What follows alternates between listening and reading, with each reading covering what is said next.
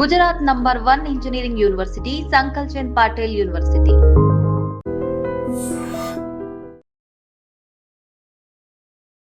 తిరుపతి జిల్లా సత్యవేడు మండలం రాసపాలెనికి చెందిన హేమశ్రీ అనే విద్యార్థిని ఇంటర్ మొదటి సంవత్సరం చదువుతోంది.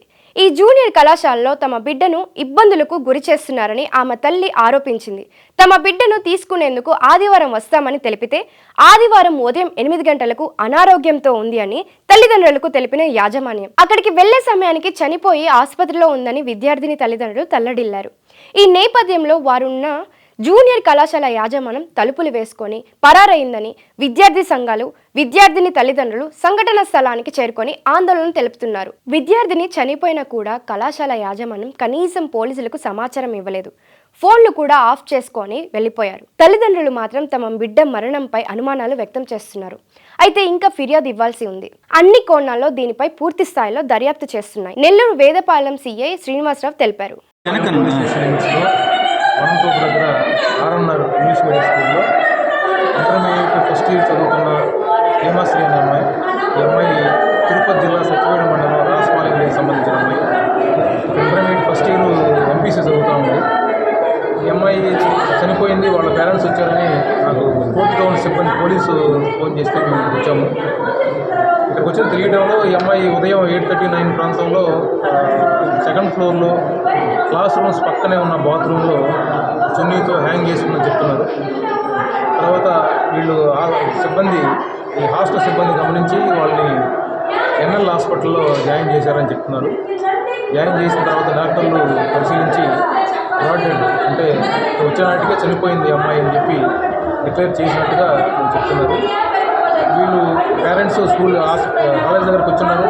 కాలేజ్ యాజమాన్యం పూర్తిగా స్విచ్ ఆఫ్ చేస్తున్నారు, అందుబాటులో లేరు. దీంట్లో ఒక విషయం ఏంటంటే వీళ్ళు పోలీసు కూడా ప్రాథమికంగా సమాచారం ఇవ్వలేదు.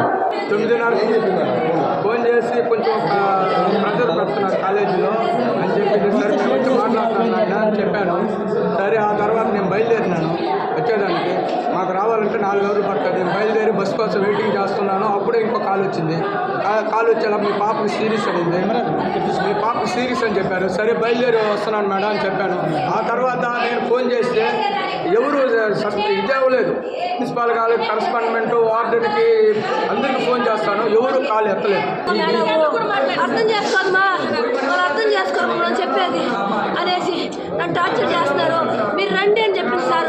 8 గంటలకు ఫోన్ చేసి నా బిడ్డ బాగా మాట్లాడినప్పుడు మాట్లాడి అప్పుడు లాస్ట్ పెట్టేటప్పుడు ఏడుస్తా పెట్టింది. మీరు రండి అంటే వస్తున్నావు నాయన అని చెప్పినాను సారు. వస్తామమ్మా, భయపడబాక, నీకు ఎలాంటి ప్రాబ్లం నేను సార్ వాళ్ళతో మాట్లాడతాను, నువ్వు దేనికి భయపడబాక నాయన, నేను ఎవరేమన్నారు, ఎవరేమనలేదు నిందే కానీ ఎవరేం చేసేది నాకు చెప్పలేదు సార్, దాపెట్టేసింది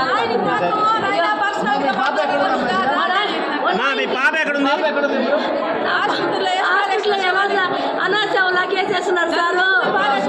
8 నుంచి 8:30 దాకా మాట్లాడింది. వార్డెన్ మేడం కూడా మాట్లాడింది. ఏం మేడం అంటే ఏం లేదు, ఇంటి మీద బెంగ పెట్టుకొని ఏడుస్తుంది పాప, మీరేం మరీ ఇవ్వబాకండి, మేము చూసుకుంటాం అని చూసే తప్పేయండి సారు. నిజంగా ప్రస్తుతం ఉన్నటువంటి సమాజం దేనికి ప్రయారిటీ ఇస్తుంది? ఆర్థిక సంబంధాల చుట్టూ మాత్రమే తిరుగుతుంది. మళ్ళీ ఎన్నికలంగానే చాలా విరక్తి కలుగుతాం. మంచి అనిపిస్తుంది కదా, లేడీస్ కూడా ఛాలెంజింగ్ జాబ్స్ చేసినప్పుడు చాలా బాగుంటది. ట్రాఫిక్ అసిస్టెంట్స్ గా నియమించిన ట్రాన్స్జెండర్స్ అందరితో సాల్యూట్ చేయించుకుంటున్నారు. ఫుడ్ డెలివరీ ఇవ్వటానికి వెళ్ళినటువంటి డెలివరీ బాయ్ అనిల్ పై కళ్ళ ముందు